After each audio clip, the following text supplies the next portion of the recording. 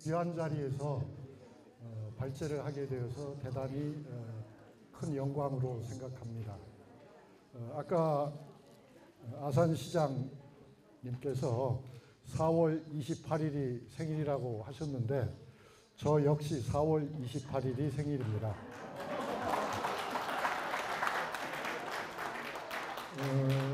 그래서 사실 어려서부터 저는 이순신 장군을 매우 좋아했고 혹시 내가 옛날 바로 그 이순신이 아닐까 그런 생각을 많이 하였습니다. 그리고 이제 역사를 전공하고 공부해서 또 대학에서 역사 선생이 되고 보니까 다른 공부를 하면서도 틈틈이 이순신에 대한 관심을 키웠습니다. 그런데 이순신을 공부하면 할수록 제 앞을 가로막는 건 아니고요. 제 앞에 나타나서 말을 거는 인물이 하나 더 있더라 그 말씀입니다. 그게 누구겠습니까, 여러분? 그게 바로 원균이었습니다. 비슷한 말씀을 우리 이순신 연구소의 제장명 소장님께서도 하신 것 같아요. 이순신을 연구하면 이순신이 가는 데마다 어쩐지 원균이 꼭 나타난다. 그러나 오늘 그 이순신에 관한 이야기를, 그 원균에 관한 이야기를 30분 동안에 다 할 수 있을까요? 그거는 말도 안 되는 일이죠. 다 할 수 없고 그야말로 500분의 1의 강의를 저는 강의라고 생각합니다. 500분의 1을 여러분과 함께 공유하는 그런 시간으로 생각합니다. 그러나 매우 영광스럽게 생각합니다. 왜냐하면 저는 이제 원균과 이순신이라는 측면에서 보니까 이순신과 원균이 아니고 원균과 이순신이라는 측면에서 이 문제를 보기 때문에 이순신 연구소에 와서 이런 이야기를 하게 된 것은 우리 소장님의 품이 너그럽고 또 아산시가 이순신 연구를 이순신에게만 국한하지 않기 때문에 가능한 일이 아닌가 합니다. 참고로 제가 독일에서 공부도 하고 독일의 대학에서 교수도 할 적에 느낀 것은 뮌헨에 가면은 독일 현대사 연구소라고 하는 것이 있는데 그게 바로 사실은 나치 연구하는 곳입니다. 그러니까 나치를 연구하는데 나치만을 연구하는 것이 아니고 나치와 관련된 간접되는 모든 것을 다 다룹니다. 그래서 결국은 독일 현대사 전체를 다루는 훌륭한 연구소로 성장한 예가 있습니다. 이순신 연구소도 그렇게 성공하시고요. 만약에 그게 아니라면은 원균 연구소가 그 일을 할 수도 있겠죠. 자, 이야기를 시작하겠습니다. 보시는 바와 같이 이게 무엇입니까? 이것이 바로 선무공신 교서입니다. 정확히는 선무 제1등 공신 원릉군 원균의 교서입니다. 보물입니다. 몇 등 공신이요? 1등 공신입니다. 원균은 당당한 선무 1등 공신입니다. 이순신 권율과 더불어서 1등 공신이죠. 셋밖에 없는 1등 공신이고 3등 공신 가운데는 이순신의 부장 2명, 원균의 부장 2명이 포함되어 있습니다. 똑같이 포함되어 있습니다. 근데 사실 따지고 보면 원균의 통제를 받던 장수 하나가 3등 공신 가운데는 또 들어 있습니다. 물론 이제 항목은 다르지만요. 그것은 뭘 말하는가? 이 선무 공신이라고 하는 것이 아주 잘못된 방식으로 책봉이 됐다면 모를까? 정상적인 방식으로 논의되고 책봉되었다면은 1위는 이순신이고 2위는 권율이지만 3위는 역시 1등 공신의 범위 안에서 원균이다. 그러니까 피차 별로 차이가 없이 중요한 장수들인 것입니다. 그러나 여러분, 세평은 너무나 다릅니다. 아까 우리 시장님이 말씀하신 것처럼 이순신은 한산도, 명량도, 노량도 모두 다 이순신의 한산이고 이순신의 명량이고 이순신의 노량이고 죄다 다 그렇습니다. 그러면 원균은 무엇입니까? 저는 오늘 이 짧은 시간 동안에 저에게 주어진 시간을 제가 잘 알고 있습니다. 4시 15분까지입니다. 많은 얘기 못합니다. 너무나도 우리가 이순신에 대해서는 잘 아는데 이순신 외의 다른 훌륭한 장수들에 대해서는 잘 모르기 때문에 많은 오해가 있는 것이 사실이고요. 원균의 이야기를 좀 해보려고 합니다. 이순신과 관련 아래서 전체가 아니고 아주 초기 상황만. 첫 번째로요. 여러분이 잘 아시다시피 선조 25년 2월에 원균은 경상 우수사에 부임하였습니다. 4월에 전쟁이 일어났습니다. 그 전쟁이 일어났을 적에 경상도는 어땠습니까? 경상도 전체가 대혼란에 빠졌습니다. 경상 좌도는 말할 것도 없고요. 경상 우도도 대부분의 관리와 대부분의 군인들이 말을 듣지 않고 다 도망가 버렸습니다. 그때 원균은 도망가지 않았습니다. 그럼 무엇을 했습니까?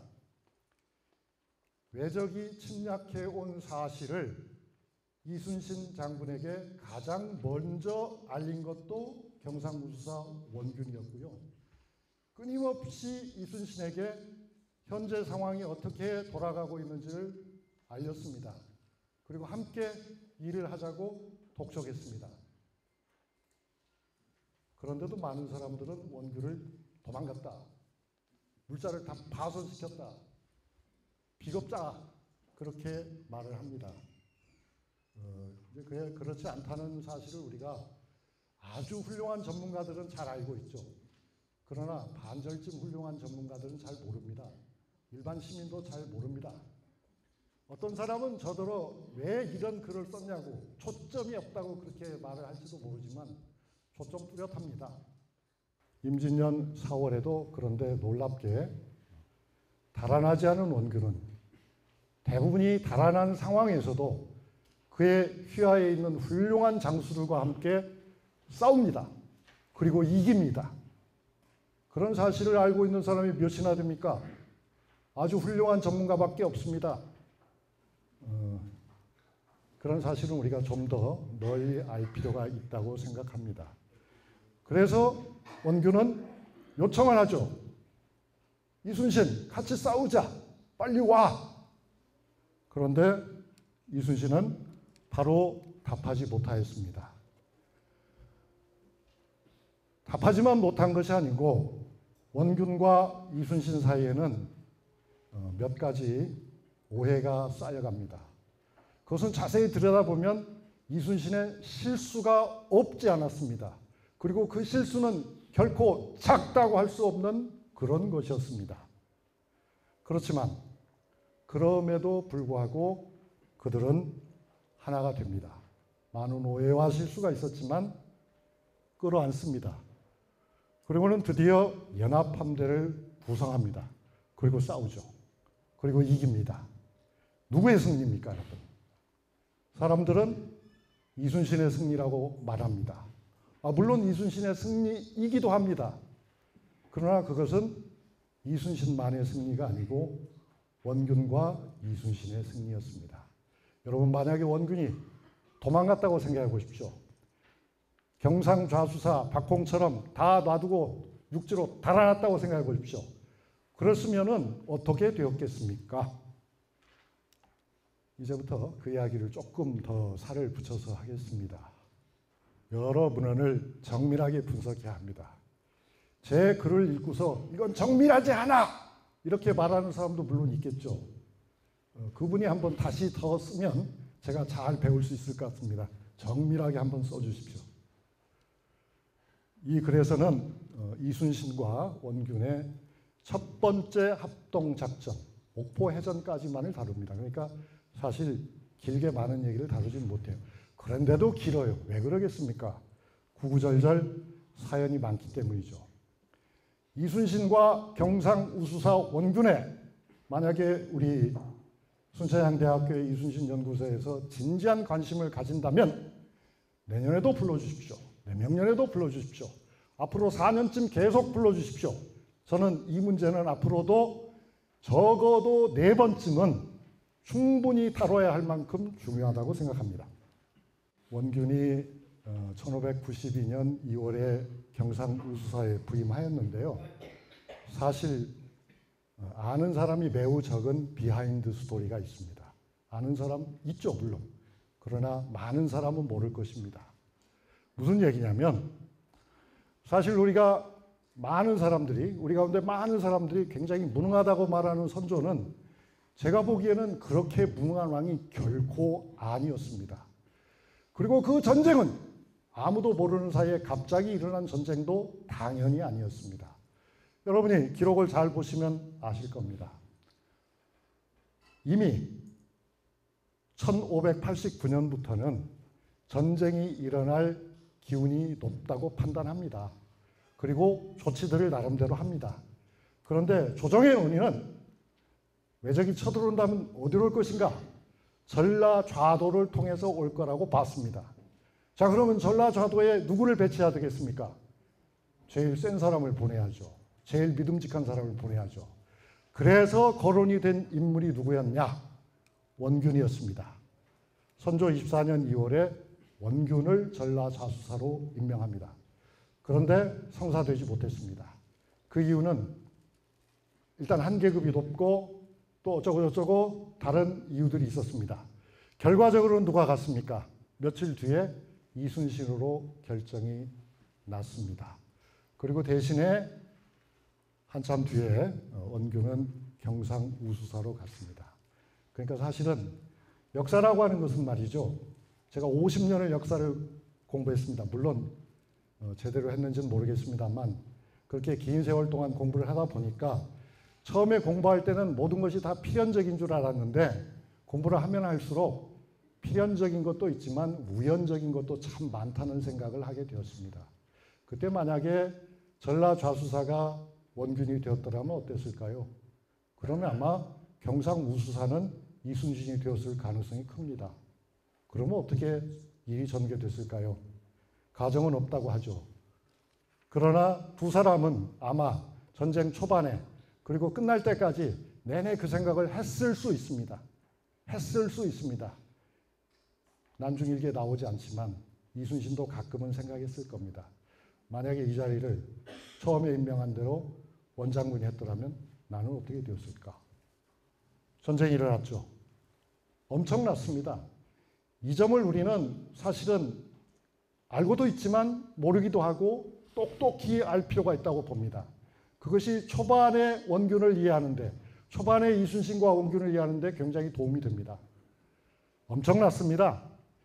이게 바로 이제 김성일이, 조정 대신이죠. 김성일이 쓴 보고서에 보면 이렇게 나옵니다. 도망한 군사나 패전한 병졸만 산속으로 들어간 것이 아닙니다. 대소 인원도 모두 산속으로 들어가 새나 짐승처럼 숨어 지냅니다라고 했습니다. 어디에서요? 경상도 전체가 다 그렇다는 거예요. 다 도망갔어요. 그래 뭐라고 말합니까? 이제 무기도 하나도 남아있는 것이 없습니다. 군량도 하나도 없습니다. 적이 오기 전에 다 놓고 도망가고 없애고 도망가고 그냥 무조건 내뺀 겁니다. 그것이 경상도에만 국한되었다고 생각하십니까, 여러분? 아닙니다. 상당히 안전한 지역이었던 전라도에서도 같은 현상이 보입니다. 그건 이순신의 글에 나오잖아요. 그래서 이순신이 어떻게 했습니까? 사람을 보내가지고 도망가는 놈들 잡아서 몇을 아주 목을 베어가지고 장대에 걸어버립니다. 그래서 오히려 그렇게 강하게 강공으로 밀어치니까 민심이 좀 안정되는 것 같더라 하는 이야기가 나옵니다. 그만큼 상황은 우리가 수백 년 떨어져서 뒤에서 보니까 그때 왜 못 싸웠지? 그때 왜 그랬지? 라고 하겠지만 실제 상황 속에서는 모두가 다 우왕좌왕하고 있었습니다. 이게 이제 그런데 원균은 쓰고 또 썼습니다. 뭘 썼단 말입니까? 편지를 썼습니다. 공문을 썼습니다. 누구한테 썼습니까? 사방에 썼습니다. 그럼 주로 누구한테 썼습니까? 주로 이순신에게 썼습니다. 그래서 그것은 이순신이 가지고 있는 장계에도 나와 있고 이순신이 쓴 난중일기에서도 쉽게 확인이 되는 사실입니다.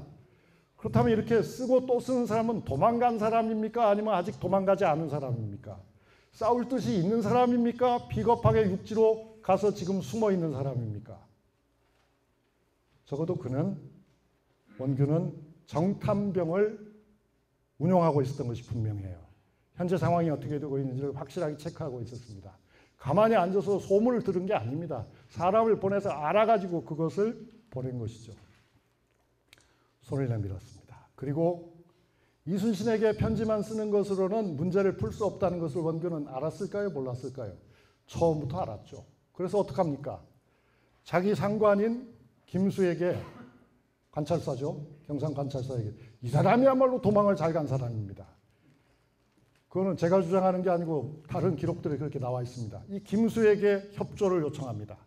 그래서 어떻게 해서든지 이순신의 협력을 끌어내기 위해서 노력합니다. 그래서 후대의 기록에 보면 선조 29년 기록에 보면 뭐라고 나옵니까? 원균이 무려 15번이나 와달라고 했다. 같이 하자고 했다. 그 다음에 우의정 이원익은 좀 다소 과장된 표현으로 이렇게 말하지요. 1000번, 10,000번을 부른 다음에야 비로소 왔다라고 합니다. 이 말 속에는 그렇게라도 와서 고맙고 다행이라는 뜻도 있지만 또 어떤 뉘앙스가 느껴집니까, 여러분? 너무나 늦었다라는 그런 뉘앙스도 포함이 되어 있습니다. 이건 누굴 질책하자고 제가 말씀을 드린 것이 아니라 상황이 그랬다는 말이죠. 그리고 그 이원익의 분석을 들어보면 아주 이렇게 나옵니다. 이순신은 어쩔 수 없어서 원균을 도우러 간 것이다. 어쩔 수 없어서. 왜 어쩔 수 없어서? 이제 원균도 가만히 내버려두면 무너지게 생겼기 때문에 어쩔 수 없이 갔다. 이건 물론 한 대신의 판단이고 그것이 역사적 진실인지는 좀 더 공부를 해봐야 되겠죠. 그런데 아마 그 개연성이 상당히 높은 것 같습니다. 원균, 무엇을 하고 있었을까요? 뭐 온갖 이야기들이 많죠. 어떤 이야기가 있습니까? 1만여 명의 수군을 다 흩어보내고 전함 100여 척을 바닷속에 가라앉혔다. 이런 기사는요, 검색해보면 30개, 40개 나옵니다. 그것은 컨트롤 C해서 컨트롤 V로 붙인 기사입니다. 복사해서 붙인 기사입니다. 독자적인 기사라고 볼 수 없죠. 실제는 어떻습니까? 실제는 그렇지 않았죠. 실제는 그렇지 않았고 그로 모으기에 바빴어요. 보내기 바쁜 것이 아니라 모으기 바빴다. 그 이제 모으기 바쁜 일에 크게 노력한 분이 바로 있죠. 그의 부장이었습니다. 강동룡이라는 분이 있죠. 도망가려고 했다면 강동룡 같은 부하가 필요하지도 않았고 이순신에게 원병을 청하지도 않았을 것입니다. 그런데 여러분 나무위키 한번 보십시오. 위키피디아 한번 보십시오. 원균은 어떻게 했다고 나와 있습니까? 그래서 부산이 무너지고 동네가 함락되고 그럴 때에도 그 정보를 일일이 캐내가지고 꼬박꼬박 이순신과 소통하면서 그러면서 그는 싸우고 있었다. 싸우고 있었다. 도망가고 있었다가 아니라 싸우고 있었다. 그걸 우리가 잘 기억해야 할 것 같습니다. 어디에서 싸우고 있었습니까? 그러면 그걸 몰라서 많이 고민을 했는데요. 여러 가지 얘기지만 넘어갑니다. 진주 앞바다에서 싸우고 있었던 겁니다. 진주 앞바다에서. 왜 진주 앞바다에서 싸웁니까? 여러분 아까 우리 이 제 발표에 앞서서 아주 훌륭한 발표들을 둘 들었습니다. 그 가운데 진주가 나오지 않습니까? 진주는 굉장히 중요한 전략적 거점입니다. 진주를 빼앗기면은 전라도도 위험합니다. 그래서 진주는 반드시 지켜야 됩니다. 그런데 육지에서만 진주를 지킬 수 있습니까? 바다에서도 진주를 지켜야 하죠. 그럼 바다에서 누가 지킵니까? 그 일을 누가 한 겁니까? 그 일을 바로 원균과 그의 부하들이 한 겁니다. 제가 이렇게 주장을 해도 제 글을 읽고 어떤 사람은 피상적이다, 분석적이지 못하다, 나열만했다 그렇게 말할지도 모르죠. 그분이 한번 잘 쓰면 좋겠습니다. 그래서 이제 실제로 10척의 적선을 불태웠고요. 보고됐습니다. 이거 조정에. 그리고 또 30여 척을 격파했다 그러는데 이걸 보면서 어떤 사람은 원균에 대해서 책을 쓴 어떤 사람은 30여 척 못 믿는다. 원균 도망간 거 사실이다 라고 합니다. 사실 증거 가지고 한번 왔으면 좋겠습니다. 그럴 리가 없습니다.